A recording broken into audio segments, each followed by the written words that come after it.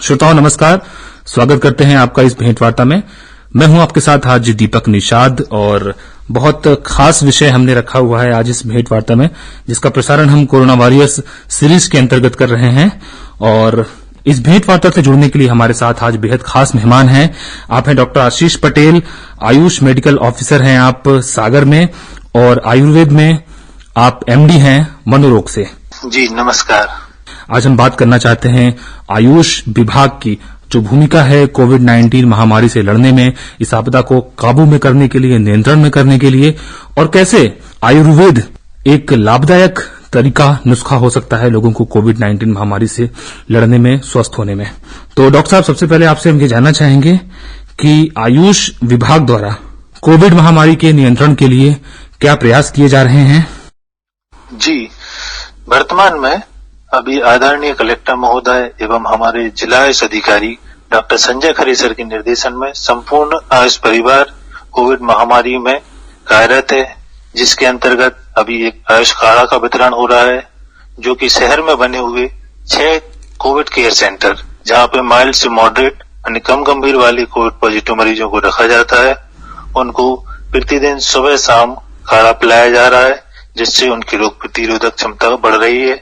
इसी के साथ ही माननीय मुख्यमंत्री द्वारा शुरू किए गए योग से निरोग कार्यक्रम में आयुष विभाग एवं जिला शिक्षा विभाग मिलकर इसे संचालित कर रहे हैं, जिसमें करीब 100 से अधिक योग प्रशिक्षक मोबाइल के माध्यम से ऑनलाइन होम आइसोलेट मरीजों को प्रतिदिन योग करा रहे हैं, जिससे मरीजों में शारीरिक एवं मानसिक रूप से रोग में लड़ने की क्षमता बढ़ रही है। साथ ही में हमारे कुछ 12 आयुष चिकित्सक हैं, जो जिले में बने हुए district corona control and command centre के माध्यम से वीडियो कॉल के द्वारा सुबह शाम होम आइसोलेटेड मरीजों की मॉनिटरिंग कर रहे हैं, जिसमें ऑक्सीजन सैचुरेशन और टेम्परेचर की मॉनिटरिंग कर रहे हैं। साथ ही उनकी जो समस्या है उनका समाधान कर उचित परामर्श दे रहे हैं। एवं जिले स्तर में जो हमारे आयुर्वेद डिस्पेंसरी औषधालय है, वहां पर भी रोग प्रतिरोधक क्षमता बढ़ाने वाली जैसी औषधियां हैं, त्रिकटु काढ़ा, सनसमनी बटी, अणु तेल एवं होम्योपैथिक दवा आर्सेनिक एल्बम का वितरण हो रहा है। आयुष विभाग द्वारा जो कार्यक्रम चलाया जा रहा है उसके बारे में बहुत विस्तार से बताया, और आपने औषधियों के बारे में भी बात की। तो हम ये भी जानना चाहेंगे आपसे कि जिन औषधियों की आप बात कर रहे हैं, कई बार ऐसा होता है कि लोग बिना परामर्श के लेते हैं।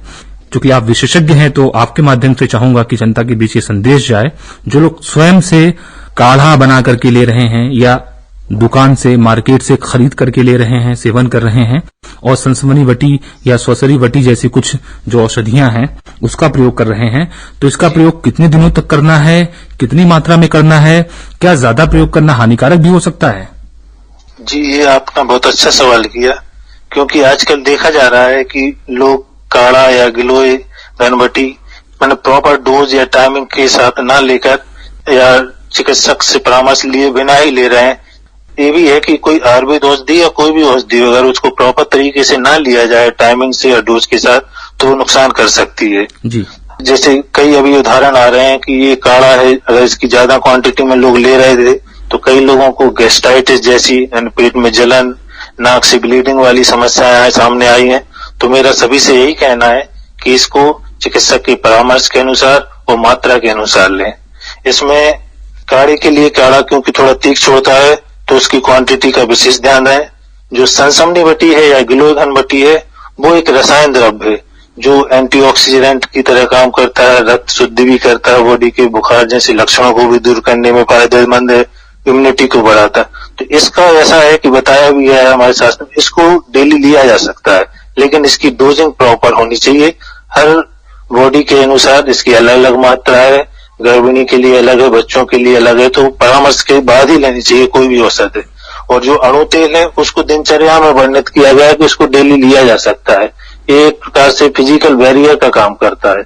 इसकी रोज एक एक ड्रॉप अगर दोनों नॉस्ट्रिल में यूज की जाए, तो जैसे बैक्टीरिया, वायरस है, धूल है, ये चीजें आपकी श्वास प्रणाली में नहीं जा पाती हैं। ये फिजिकली उसको रोक लेता है, जिससे कि आपको एलर्जी जैसी संबंधी बीमारियों से बचाया जा सकता है, साथ में इन्फेक्शन से बचाया जा सकता है। कौन सा उपयुक्त समय होता है डॉक्टर साहब ये अणु तेल लेने का? सुबह का समय उपयुक्त होता है कि रात का? अणु तेल के लिए ये बताया जाता है और सुबह के टाइम जब घर से निकलते हैं उसके पहले ही एक एक ड्रॉप नोज में डाल लें, जिसके कारण जो बाहर जाने पे जो आपको इन्फेक्शियस चीजें जो मिल रही हैं वो नाक के थ्रू एंटर ना हो, उससे रोका जा सके। स्नान ध्यान के बाद? हाँ, स्नान ध्यान के बाद सुबह के टाइम ही घर से निकलने के पहले एक एक ड्रॉप यूज किए। अच्छा डॉक्टर साहब, आपने काढ़े की बात भी की, तो काढ़े के बारे में खासकर जानना चाहूंगा, क्योंकि घर घर में काढ़े का सेवन किया जा रहा है और बहुत सारे लोग आकाशवाणी के माध्यम से आपकी बात दूर दराज के इलाकों में भी सुन रहे हैं और शायद बहुत बार संभव नहीं होता है कि डॉक्टरी परामर्श उन तक पहुंच पाए। तो सुविधा के लिए और सहजता के लिए मैं आपसे ये जानना चाहूंगा कि काढ़े का सेवन एक औसत मात्रा में कितने दिन तक किया जा सकता है लगातार? वैसे आयुष मंत्रालय द्वारा जो प्रोटोकॉल दिया गया है तो उसमें काढ़े का वर्णन जो किया गया है उसमें जनरली ये बोला है कि जो अधिकतर संक्रमित लोगों से एक्सपोज हो रहे हैं या जिनको हल्का सर्दी जुकाम लग रहा है या जो पॉजिटिव है जिनको सिम्टम है, उनके लिए 10 दिन का टाइमिंग दी गई हुई है, जिसमें काढ़े बनाने की विधि है, जिसमें करीब 3 से 5 ग्राम लेना है काढ़ा, उसको उबाल के तैयार करना और दिन भर थोड़ा थोड़ा पीना है। लेकिन सभी व्यक्तियों के लिए डेली नहीं पीना है। अगर ये कोरोना काल संभाल रहा है तो इस समय 1-2 महीने अपन ट्राई करके थोड़ा पी सकते हैं, लेकिन उसकी जो डोजिंग है उसको निर्धारित करना जरूरी है, क्योंकि ये गर्म होता है, अभी गर्मी का काल चल रहा है। तो मेरा कहना यही है कि जो त्रिकटु काढ़ा है उसका चुटकी भर करीब 250 mg आप चाय बनाते समय 1 कप में डालें और उतना ही दिन में 1 बार लें। अगर सिम्टम अगर रहता है तो उसके लिए अलग डोजिंग का यूज करें, और जनरली अगर आप घर में ले रहे हैं तो त्रिकटु काढ़े को या उसमें जो तुलसी डाल रहे हैं तो दिन में 1 बार जब आप चाय पिए तो थोड़ी मात्रा में उसका उपयोग करें।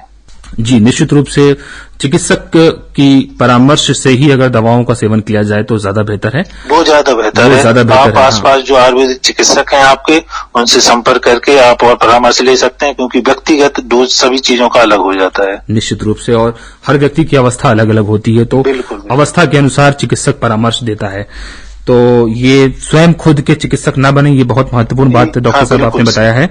और आपने औषधियों के अलावा योग की बात की कि योग क्रिया का भी जो प्रदर्शन है लोगों से करवाया जा रहा है, ये क्रिया करवाई जा रही है। तो योग के माध्यम से जो क्वारंटाइन सेंटर्स हैं या ऑनलाइन जो लोग होम आइसोलेशन में हैं उनको भी ये क्रिया करवाई जा रही है। जी जी। तो इसमें और भी लोग जो अपने श्वसन प्रणाली को अच्छा करना चाहते हैं, अपनी रोग प्रतिरोधक क्षमता को अच्छा करना चाहते हैं, फेफड़े की मजबूती के लिए काम करना चाहते हैं, तो कौन कौन सी वो यौगिक क्रियाएं हो सकती हैं जिसको करना आज के समय में बहुत लाभदायक हो सकता है? जनरली अभी आयुष विभाग मध्य प्रदेश शासन के द्वारा कोविड-19 मरीज या इस समय के दौरान योग करने के लिए एक प्रोटोकॉल तैयार किया गया है, जो करीब 15 से 20 मिनट के लिए है। तो उसमें 3 भागों में उसको डिवाइड किया गया है, जिसमें सूक्ष्म व्यायाम और कुछ आसन है, कुछ प्राणायाम है, कुछ ध्यान जैसे योग है। तो इसमें जो सूक्ष्म व्यायाम आसन है, इसमें जनरली संधियों की सभी मूवमेंट का वर्णन है। तो उससे क्या होता है कि मरीज जो आइसोलेटेड होकर रह रहा है तो एकदम शिथिल रहता है, ज्यादा घूमने फिरने का स्थान न होने के कारण। तो ये बॉडी में चलायमान करता है, साथ में मांसपेशी और संधियों में मजबूती देता है, पाचन क्रिया सही रखता है, शरीर में रक्त के संचार को बढ़ाता है, जो रोग प्रतिरोधक क्षमता को बढ़ा सकता है। तो इसमें ताड़ासन हुए, पश्चिमोत्तासन हुआ, वृक्षासन हुआ, एवं सभी संधियों को मूवमेंट करने वाली कुछ आसन है, वो सभी चीजें इन आसन में लिया जाता है।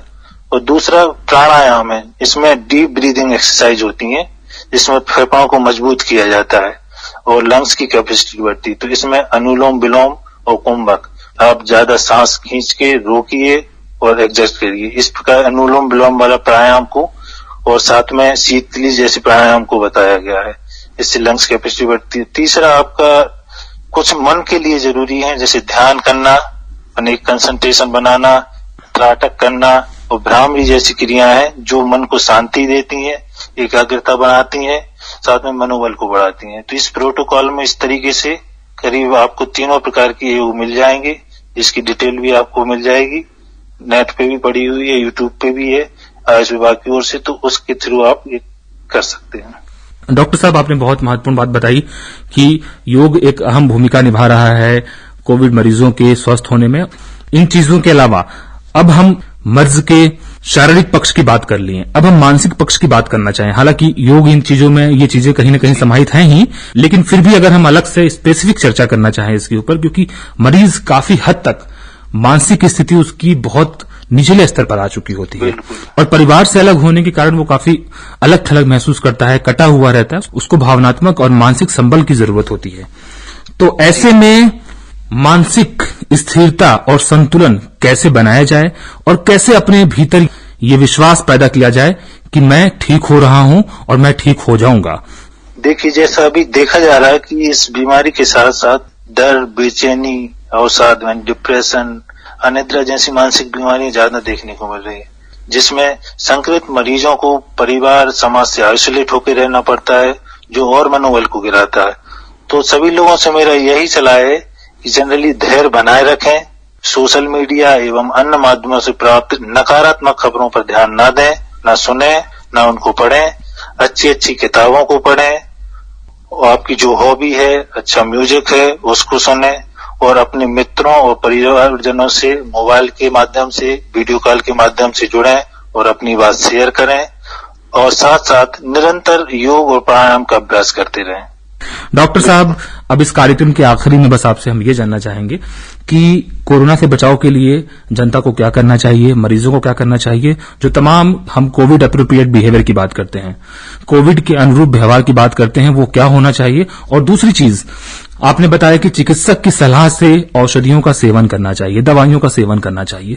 तो क्या कोई राष्ट्रीय स्तर पे या फिर जिले स्तर पे कोई हमारे पास हेल्पलाइन नंबर है जिसके माध्यम से दूर दराज के लोग जुड़ सकते हैं और सलाह पा सकते हैं? जी, इसमें राष्ट्रीय स्तर पे एक 14443 एक हेल्पलाइन नंबर है। यह आयुष मंत्रालय भारत सरकार द्वारा जारी किया गया है। ये देशव्यापी आयुष कोविड-19 काउंसलिंग हेल्पलाइन है, जिसके माध्यम से सभी देशवासी विभिन्न विधाएं हैं, जो आयुर्वेद, होम्योपैथी, यूनानी, योग, प्राकृतिक चिकित्सा एवं सिद्ध चिकित्सा, इन विधाओं के विशेषज्ञों से सीधा जुड़कर अपनी समस्याओं का समाधान प्राप्त कर सकते हैं।